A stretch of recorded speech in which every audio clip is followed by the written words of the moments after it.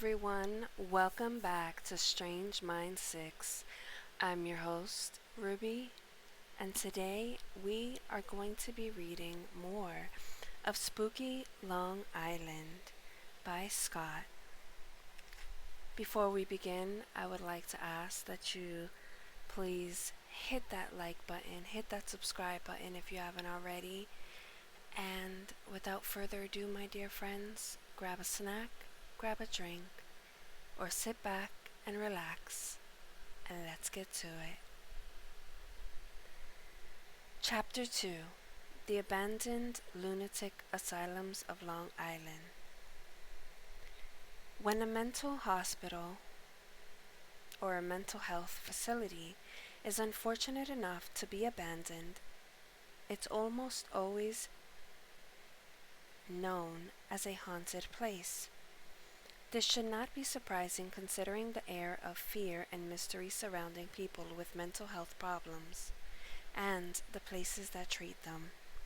The exaggerated extreme behaviors of people with mental health problems depicted in films and television does nothing to diminish the myths and mysteries often surrounded by the fields of psychology and psychiatric treatment. Another reason that abandoned mental health treatment facilities are often thought of as haunted by the lingering presence of their former patients is that the mental health treatment methods of the past seem inhumane when viewed in contrast to the treatment of methods used today. The treatment methods of the past are also thought of to be more inhumane than they may have been when the history of mental health treatment is depicted in film and television. The depiction of mental health treatment in history as inhumane is so common that it is almost universal, and thinking of a positive historical representation or presentation of the mental health treatment methods of yesterday is practically unheard of outside of the educational setting. It's easy to understand this trend in our society.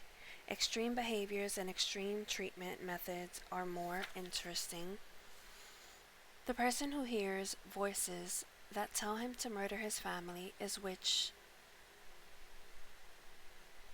much more interesting, but exponentially less common than the person that goes through their whole life with depression and anxiety. ECT, also known as electroconvulsive therapy, and the containment of patients in psychotic wards or psychiatric wards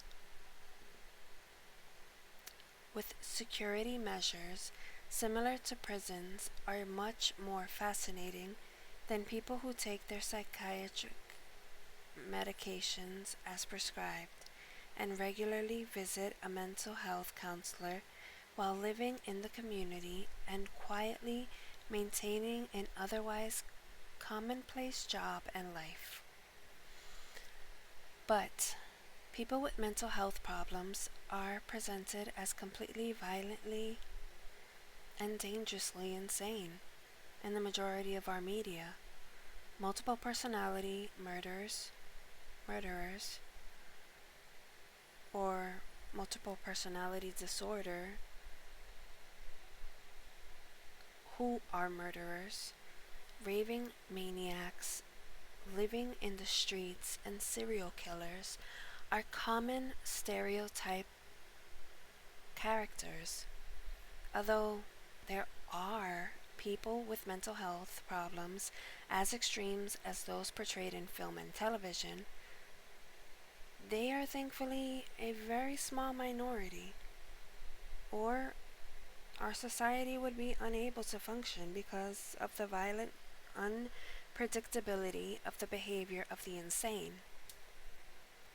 The truth of the matter is 1 out of 4 Americans over the age of 18 will seek the aid of mental health assistance each year, many seeking help with short-lived or relatively minor problems caused by situational developments in their lives, such as the death of their spouse or a beloved member of their family, or being the victim of a natural disaster, or suffering from any of life's unexpected things.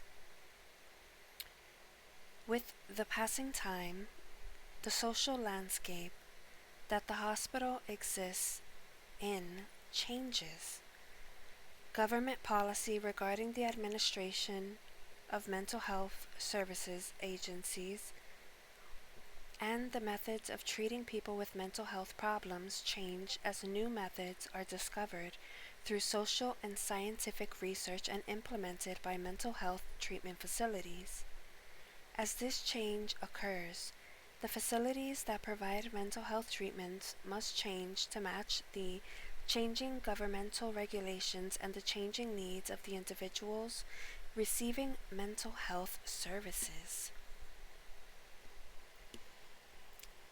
The reason for the abandonment of many mental health institutions across America is not the widespread mistreatment of the patients of these hospitals, but instead widespread reform gradually refined through the second half of the 20th century that decentralizes mental health treatment and deinstitutionalized many patients, favoring a new model that implemented community mental health treatment centers and outpatient treatment and counseling.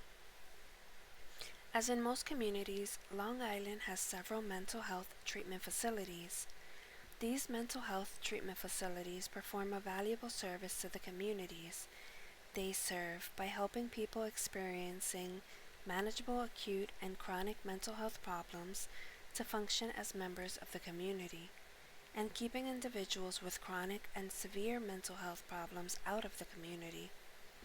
With a mental health treatment facility, when a mental health treatment facility is no longer appropriate for the uses required of it, the facility may be remodeled, or if the expense of the remodeling is greater than the anticipated cost of the building, the facility may be abandoned. An additional problem with renovating mental health treatment facilities is that services provided by the facilities have unique demands, which make the remodeling of these buildings for other purposes difficult. This is not always the case, though. As an example of Danvers State Hospital in Danvers, Massachusetts, featured in the film Session 9, and Long, a destination for urban explorers in southeast New England, which has been successfully redeveloped and remodeled into condominiums. These abandoned mental hospital or mental health treatment facilities, because of their history and the legends which continue to thrive after their closure, make these structures attractive destinations for ghost hunters, urban explorers, and thrill seekers. The combination of the urban legends which have grown around these abandoned monoliths, the thrill of trespassing in the dark, lighting your way with flashlights, the changes inflicted upon the buildings by vandals, and the damage which occurs to a building through exposure to the elements and changes the weather, would make the exploration of any abandoned building an exciting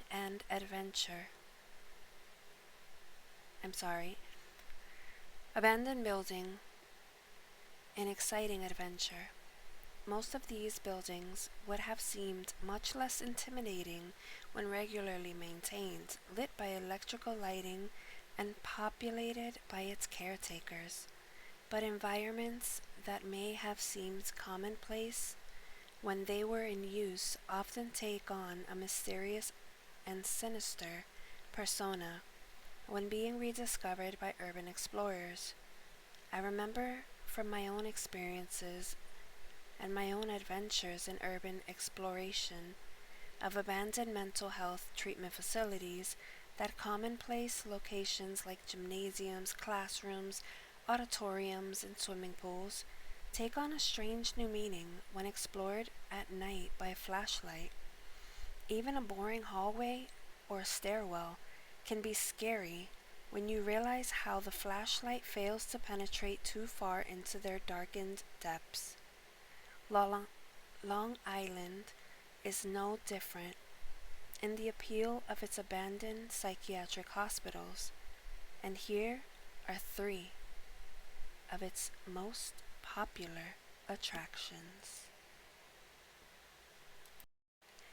Kings Park Psychiatric Center. Kings Park Psychiatric Center is located on the north central shore of Long Island off Route 25A. Established in the 1880s and originally named Kings Park Lunatic Asylum, the hospital was founded on several hundred acres of land, with 3 wooden houses that served as the original hospital. It was taken over by New York State around 1900, when the name was changed to King Park State Hospital. Treatment for patients included rest, relaxation, and manual labor. The treatment center eventually changed as the census rose, incorporating new treatments: electroconvulsive therapy, or ECT, and commonly known as shock therapy, and prefrontal lobotomies became common. With advancements in the field of psychopharmacology,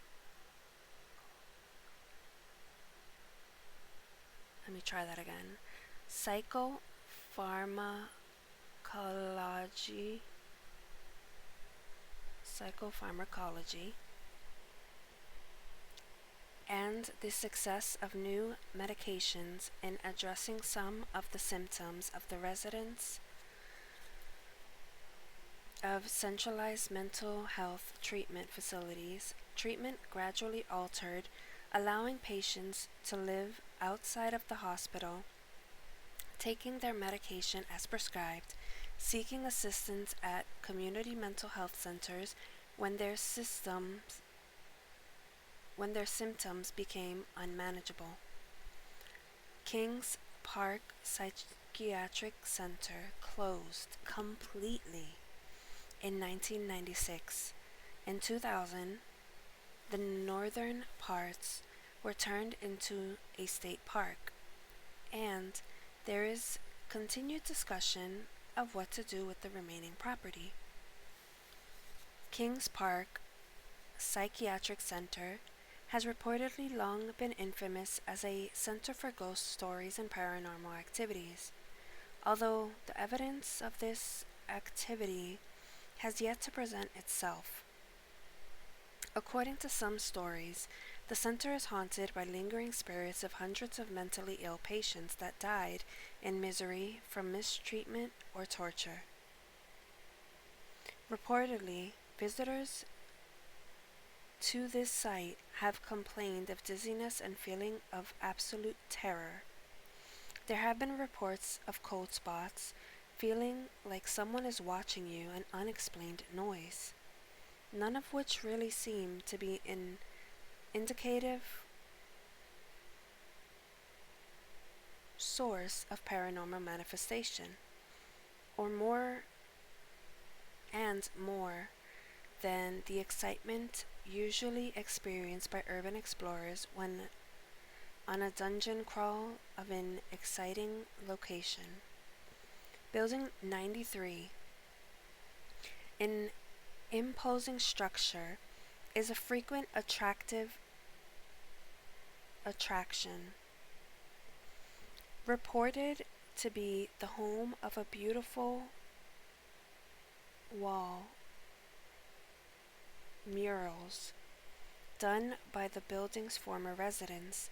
These are stories of screaming voices and tearful sobbing, which are associated with Building 15, also known as the Wisteria House. There's also reports of the cemetery, located in northern area of the center, where a white humanoid ghost chases people away, seemingly in an attempt to warn them, and this same being reportedly spotted around the campus and even inside one of the buildings. As unusual attraction of this site is the underground tunnels, but the presence of secret torture chambers have yet to be factually supported, or the rumors of the secret rooms have not been actually found.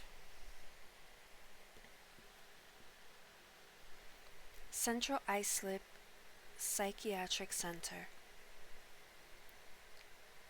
started out as a farm colony for New York City in 1889. The patients were transferred from crowded city asylums on wards Hart and Blackwell Island. In time, the asylum was taken over by New York State and its name was changed to the Manhattan State Hospital.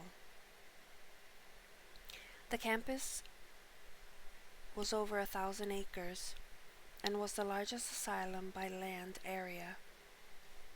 It had over 100 buildings, most notably a set of 4 groups all connected via corridors that stretched a mile long, which was called the String of Pearls, referring to its length and the quality of the building's designs. Therapy consisted in working on the farms or one of the many shops. They even had a steam engine. Visitors would also arrive by train, and the hospital had its own train station. But by 1980s, the state sold much of the property, along with buildings. The New York Institution of Technology and an industrial land developer. The college reused a group of the former psychiatric center buildings for dorms and classrooms, and the String of Pearls was torn down. The land was redeveloped for a shopping center and industrial park, while other buildings were torn down to make way for the expansion of local suburban neighborhoods. In 1996, the remaining patients were either discharged to live in the community, receiving treatment from community mental health centers, or they were moved to Pilgrim State Psychiatric Hospital. A few buildings have escaped demolition and remain abandoned. These are the most popular destinations among the unusual phenomena reportedly experienced by urban explorers are inexplicable noises coming from the main hospital where treatment was administered to the patients. In the engineering building, the sound of people screaming and moaning are reportedly heard, and the apparitions of men working at the abandoned power plant, and a woman folding laundry at a lonely laundry table in the laundry building, all of which disappear when they realize that they are being watched, vanishing into thin air. Pilgrim State Psychiatric Center.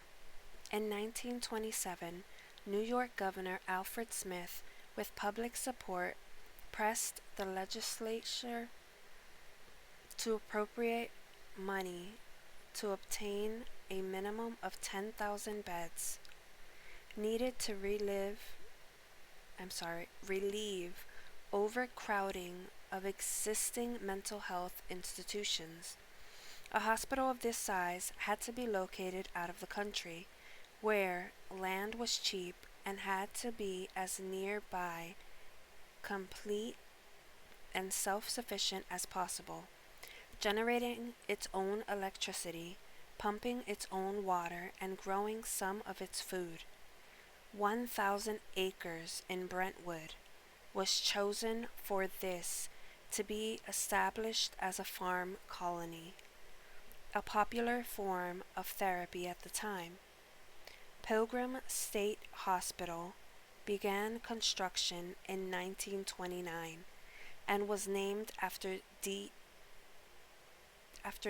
the Dr. Charles W. Pilgrim, Commissioner of Mental Health in the early 1900s. Pilgrim State officially opened with 100 patients transferred from Central Islip State Hospital on October 1st, 1931. 9 months later, 2,018 patients were hospitalized at Pilgrim. The number of residents varied over time, rising to its peak in 1954 with 13,875 patients. At the time it was open, Pilgrim was the largest facility of its kind in the world.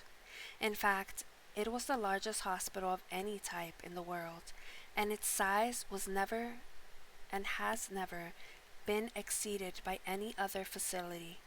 The hospital community was independent in that it had its own water works, electric light plant, heating plant, sewage system, fire department, police department, courts, church, post office, cemetery, laundry store, amusement hall, athletic fields, greenhouses, and farm. The Pilgrim Psychiatric Center is the last of the largest hospitals still open in Suffolk County. Kings Park Psychiatric Center and Central Islip Psychiatric Center was consolidated and relocated to the Pilgrim campus in autumn of 1996. The following autumn, the facilities were merged into Pilgrim Psychiatric Center under one name. A parcel of land was sold to a developer who tore down 17 identical buildings. The farming section of the hospital was sold off, renovated, and became the western campus of the Suffolk County Community College in 1974, and the taller buildings are still in use. There are dozens of buildings that still lie dormant. It should be expected that these abandoned buildings are those which are most attractive to urban explorers. There wasn't a lot about Pilgrim State, but one could presume that visitors experience cold spots, feeling like being watched, and unexplained noises. If you like this chapter, my dear friends, I would like to say, please comment down below. What are your favorite parts? What are your questions about mentally ill patients? Or do you have a mental illness that people just stereotypically presume that, oh no, they're crazy, and it's not even like that? Mental health is something that others should be aware of, and unfortunately, they're not. There's still this huge stigma of mental health that has not been talked about. But definitely leave your comments down below, leave your stories down below.